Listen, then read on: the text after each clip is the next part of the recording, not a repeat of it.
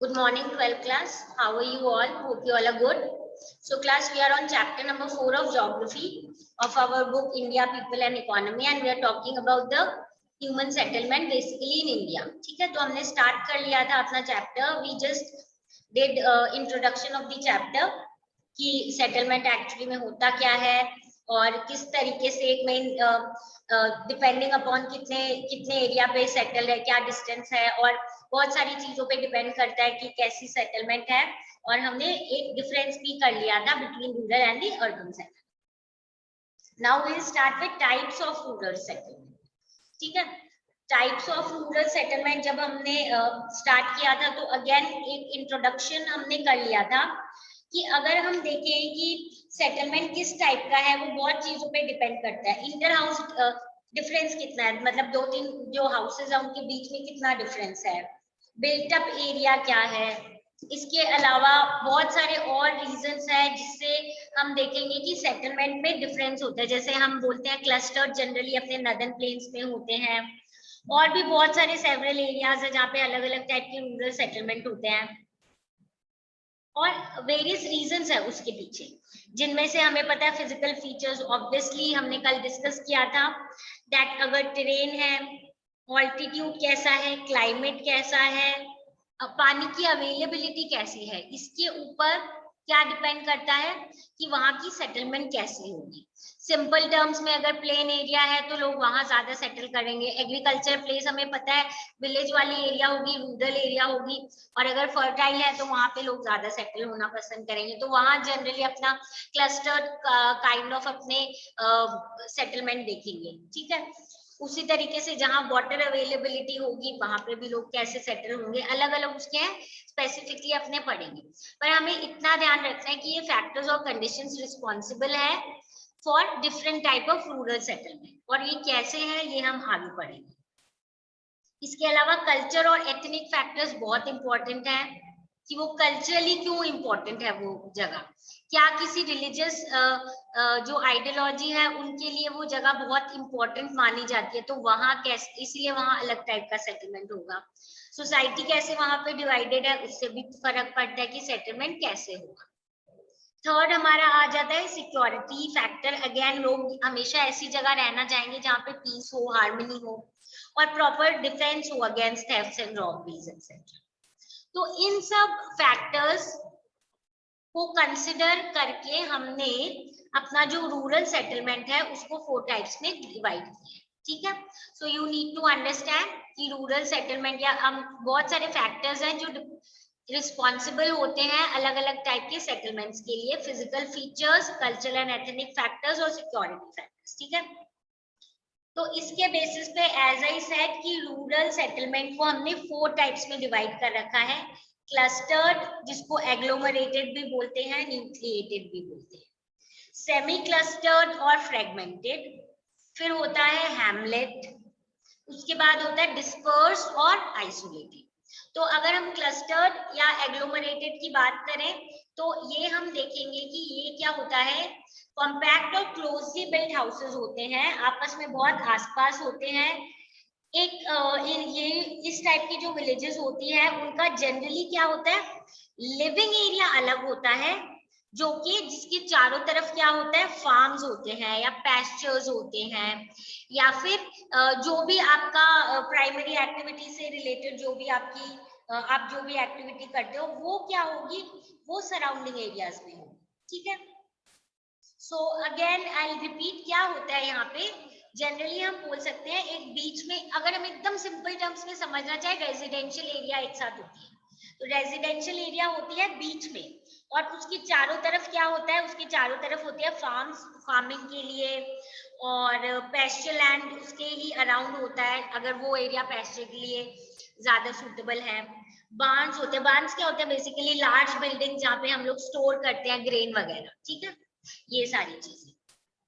So along with this, ये जो अगर हम ये क्लस्टर्ड या एग्लोमरेटेड की बात करें, एग्लोमरेटेड नाम से अपने को पता है एक साथ जब साथ रहते हैं, ये क्लोजली बिल्ट अप एरिया होती हैं, इनके बीच में ऐसे इंटरवीनिंग स्ट्रीट्स होती है, बीच में स्ट्रीट्स जैसी होती है, छोटी छोटी लेन्स जैसी होती है, और जनरली ज्योमेट्रिक पैटर्न में होती है, मतलब या तो 90 डिग्रीज में बनी हुई है, लीनियर है, कभी कभी रेक्टेंगुलर भी होती है और कभी कभी रेडियल भी होती है, यानी सेंटर की तरफ मेन एक चीज या घर जैसे बने हुए हैं और उससे फिर अलग अलग जैसे स्ट्रीट्स जा रही हैं और उनके अराउंड आपका जो भी बाकी चीजें हैं वो बनी हुई है। ठीक है, ऐसे सेटलमेंट जो है as I said generally fertile alluvial plains में होते हैं और कुछ कुछ हमारे नॉर्थ ईस्टर्न इंडियन स्टेट्स में भी होते हैं।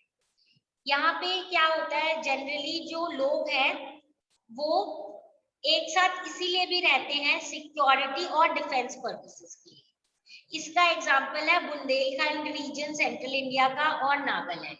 मतलब these are the places जहाँ पे they have certain kind of danger of maybe robbers या ऐसे इस टाइप का एक fear होता है, तो इसीलिए वो लोग क्या एक साथ रहते हैं ताकि कोई सिचुएशन आए तो वो लोग डिफेंस कर सके फॉर डिफेंसिव पर्पस।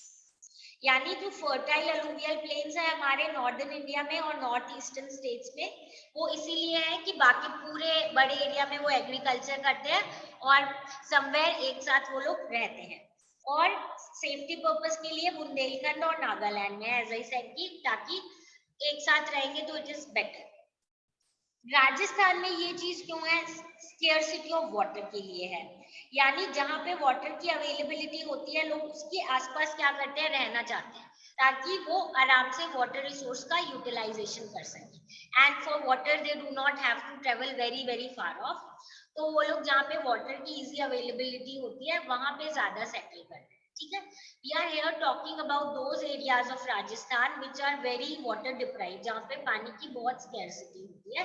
वैसे एरियाज में भी हम इस टाइप के क्लस्टर्ड और एग्लोमरेटेड सेटलमेंट देखते हैं। ठीक है, सो हमने जो पहला वाला हमने जो कंडीशंस पढ़ी थी, if you remember I told you, जब हम करेंगे तो मैं बताऊंगी। अवेलेबिलिटी ऑफ वाटर के हिसाब से होता है, अगर बेसिकली जो यहाँ पे जिस टाइप का फीचर है या मतलब जैसे एग्रीकल्चरल एरिया है तो वहां पे होता है, सिक्योरिटी पर्पस के लिए भी होता है। ठीक है, अब हम बाकी चीजों से रिलेटेड देखें तो हमारा क्लस्टर्ड एग्लोमरेटेड हो गया। Okay, next moving on to our semi clustered settlement. Semi clustered नाम से ही पता है सेमी, सो इसको देखते हैं। तो एज द नेम सजेस्ट कि सेमी क्लस्टर्ड है या फ्रेगमेंटेड सेटलमेंट है। इसमें क्या होती है, क्लस्टरिंग तो होती है, मतलब एक साथ आके रहते तो हैं बट एक रिस्ट्रिक्टेड एरिया में होती है। और इसमें हम देखेंगे एक पैटर्न फॉलो होता है जिसमें सेग्रीगेशन होता है, यानी डिवीजन होएगा। लार्ज कॉम्पैक्ट एक विलेज के अंदर क्या होगा कि एक सेक्शन जो है, एक बड़ा सेक्शन एक जगह पे रहेगा विलेज सोसाइटी का, और दूसरा सेक्शन जो है वो दूसरी जगह रहेगा। सो यहाँ पे बेसिकली हम देखेंगे कि ये सेग्रीगेशन या फ्रैगमेंटेशन के कारण होता है। एक लार्ज कॉम्पैक्ट विलेज में एक या उससे ज्यादा सेक्शन क्या करते हैं, उनको या तो वो अपने आप या फिर उनको जबरदस्ती बोला जाता है कि आपको इस जगह पे ही रहना है। ठीक है, यानी little away from the main cluster या फिर मेन विलेज। जनरली इसमें क्या होता है, जो लैंड ओनिंग क्लासेस होती है, जो सो कॉल्ड बहुत rich section of the society है, या फिर कोई बहुत डोमिनेंट कम्युनिटी है, यानी जो सोसाइटी है उसके हिसाब से वो सबसे डोमिनेंट और सबसे इंपॉर्टेंट कम्युनिटी है, वो क्या करते हैं, विलेज के सेंट्रल पार्ट में रहते हैं। और जो बाकी लोग हैं जिनको वो अपने से अलग या सो कॉल्ड थोड़ा सा इंफीरियर मानते हैं, उनको बोला जाता है कि आप जो विलेजेस के आउटर साइड है उस पे रहोगे। ठीक है, तो ये क्या हो जाएगा हमारा सेमी क्लस्टर्ड या फ्रैगमेंटेड। ठीक है, तो यहाँ पे ऐसी सेटलमेंट जो है अपने गुजरात प्लेन और पार्ट्स ऑफ राजस्थान में। सो जस्ट अंडरस्टैंड, एक विलेज है, उसका जो सेंटर वाला एरिया है, उस सेंटर वाले एरिया में तो जो most rich, most affluent, most you can say rich people and the people who are owning lot of land and land owning के साथ साथ कम्युनिटी में भी हो सकता है उनको सबसे इंपॉर्टेंट माना जाए, तो वो तो उनका जो ग्रुप है so called very very rich group, वो तो सेंटर में रहेंगे और वो बोलते हैं जो बाकी जो हमसे सो कॉल्ड इंफीरियर लोग हैं उनको विलेज के आउटर बाउंड्रीज की साइड पे रहेंगे। तो वो ये क्या हो जाएगा हमारा सेमी क्लस्टर्ड, ठीक है, सेमी क्लस्टर्ड सेटलमेंट। और ये जो है ये अपना मेनली गुजरात प्लेन और पार्ट्स ऑफ राजस्थान में अपने को देखने को मिलता है, ठीक है। हम नेक्स्ट पे आ जाते हैं हैमलेट, ठीक है। Hamlet term you must have heard class, ये स्मॉल सेटलमेंट होता है which is actually smaller than a village. तो हम बोल सकते हैं विलेज से जनरली स्मॉल होती है, तो हम इसको क्या बोल देंगे, हैमलेट। तो हैमलेटेड सेटलमेंट्स क्या होते हैं, ये भी फ्रेगमेंटेड होते हैं, but they are fragmented into several units.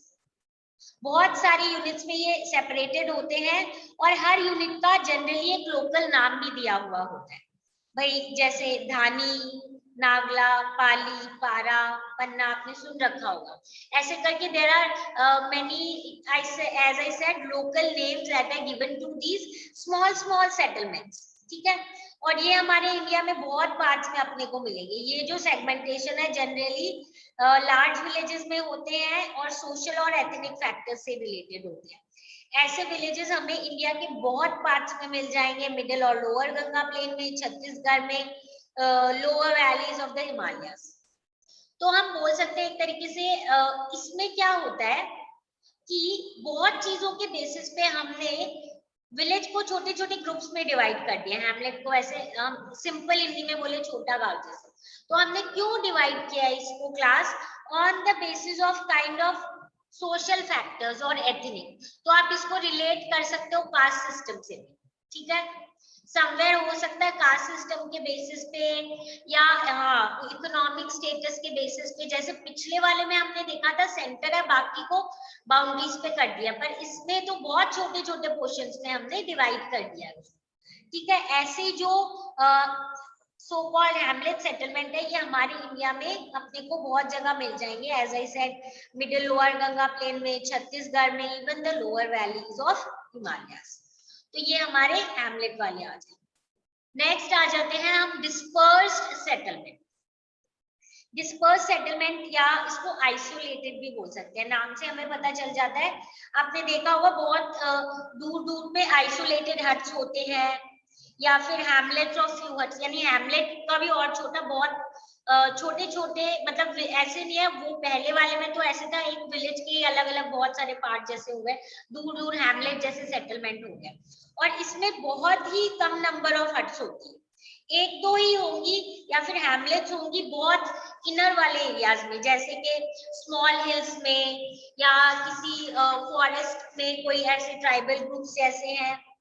या फिर अगर हम बोले हिल्स में, तो हिल्स में किस टाइप से होते हैं, स्मॉल हिल्स विद फार्म्स या पैस्चर ऑन दी स्लोप्स ऐसे। यानी हमने as we studied about those nomadic group जो मूव करते रहते हैं अपने जो एनिमल्स है उनको लेके और मेनली पैस्चर पे डिपेंड करते हैं, ऐसे जो लोग हैं ये ऑब्वियसली छोटे छोटे घर बनाते हैं वहां पे जिनके अराउंड ऑब्वियसली इनका पैस्चर जैसा होता है और फिर मूव करते रहते हैं एक जगह से दूसरी जगह। And you can easily notice that whenever you go to any hilly areas, just try to look at the mountainous areas, the like foot hills and all, you will notice कि ऐसे टाइप के अपने को isolated settlements मिल जाएंगे, ठीक है। तो यहाँ पे एक्सट्रीम ये जो हम बोलते हैं डिस्पर्जन ऑफ सेटलमेंट, या तो टेरेन के फ्रेगमेंटेड नेचर के कारण है, लैंड रिसोर्सेज बेस जो है हैबिटेबल एरियाज में कम है तो सिर्फ कुछ ही लोग रहना चाहते हैं। और ये हमें मिलेगा generally Meghalaya, Uttarakhand, Himachal Pradesh and certain parts of Kerala, ठीक है। तो ये हमारा क्या हो गया, डिस्पर्स सेटलमेंट। तो सिंपल टर्म्स में हम बोल सकते हैं किस तरीके से लोग सेटल्ड है, कितने नंबर में है, कितने आसपास सिचुएटेड है उनके घर, उसके बेसिस पे हमने ये जो रूरल सेटलमेंट है उनको डिवाइड कर दिया। Okay, now let us quickly talk about the urban settlement as well. Now class, when we have clearly understood about the rural settlement, let's just talk about the urban settlement. तो unlike the rural settlement, मतलब obviously there will be difference, that is why we are giving a different name. Urban settlement जो है generally compact होते हैं, larger in size होते हैं। वहां पे हमें पता है नॉन एग्रीकल्चर एक्टिविटीज होगी, जनरली प्राइमरी एक्टिविटीज जो है वो नहीं होती है वहां। और तो ऑब्वियसली इकोनॉमिक कौन सी वाली होगी, सेकेंडरी और टर्शियरी एक्टिविटीज होगी। नॉन एग्रीकल्चर, इकोनॉमिक और एडमिनिस्ट्रेटिव फंक्शन भी इंपॉर्टेंट हमारे अर्बन सेटलमेंट्स में ही होते हैं। सिटीज जो है अर्बन जो रूरल एरियाज है उससे लिंक्ड होती हैं, हमें पता है दोनों में एक्सचेंज चलता है ऑफ गुड्स एंड सर्विसेज, वो प्राइमरी प्रोडक्ट्स बेचते हैं और ये फिनिश प्रोडक्ट्स बेचते हैं। सो सिटीज जो है बेसिकली वो हम देखते हैं कि समटाइम्स यहाँ पे अलग अलग टाइप के हम अर्बन एरियाज को भी कैटेगराइज कर सकते हैं। ओके, सिटीज जो है वो डायरेक्टली या इनडायरेक्टली विलेजेस से तो कनेक्टेड होती हैं and they are also connected with each other.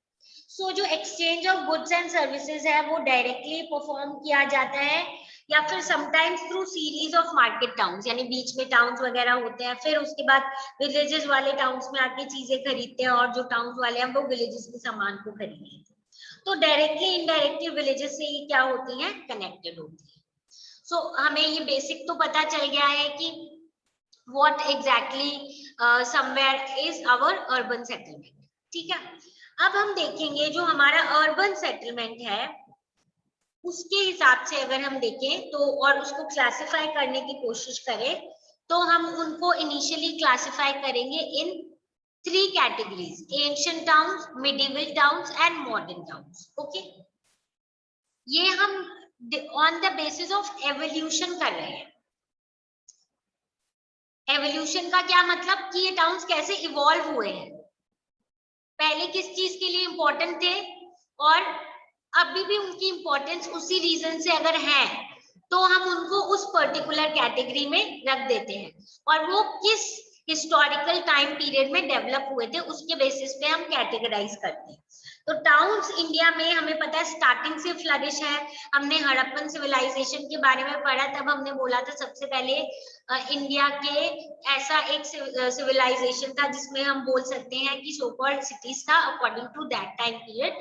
जो हम सिटीज या टाउन्स की कुछ क्वालिटीज, कुछ कैरेक्टरिस्टिक्स असाइन करते हैं उसके हिसाब से। तो हमने टाउन्स के बारे में पढ़ा है, हड़प्पा के बारे में पढ़ा है, मोहनजोदारो के बारे में पढ़ा है कि इतने पहले वाले टाइम से ही we Indians had this development of having towns in our areas. So उसके बाद हमने देखा था अलग अलग पीरियड पे अलग अलग टाउन्स इमर्ज हुए थे और कुछ टाउन जो है वो पहले इंपॉर्टेंट थे फिर इंपॉर्टेंट नहीं रहे, कुछ टाउन ऐसे थे जो पहले इंपॉर्टेंट नहीं थे बाद में इंपॉर्टेंट हो गए। कैसे मिडिवल टाइम्स में कुछ नए टाउन्स इमर्ज हुए और फिर कैसे मॉडर्न टाइम्स में कुछ इंपॉर्टेंट टाउन्स इवॉल्व हुए और आज के टाइम पे भी इनकी इंपॉर्टेंस क्या है। ठीक है, तो on the basis of their evolution we have divided them into 3, ancient, medieval and modern। and as I said कि इनको according to the time period का भी ज्यादा important थे और क्यों ये ज्यादा important थे उसके basis पे हमें पढ़ना जरूरी है। so इनको in deep we will understand in tomorrow's class। so for today this is it। हमने एक इंट्रोडक्शन ले लिया है अर्बन सेटलमेंट का, कल हम डिटेल में एंशिएंट, मिडिवल और मॉडर्न टाउन्स पढ़ेंगे और जो अर्बनाइजेशन है उसको और डिटेल में पढ़ेंगे। so I suppose आज जितना किया है it must be clear to you people। if you have any doubt do come back with your doubts and we discuss and solve। so now meet you all in the next class।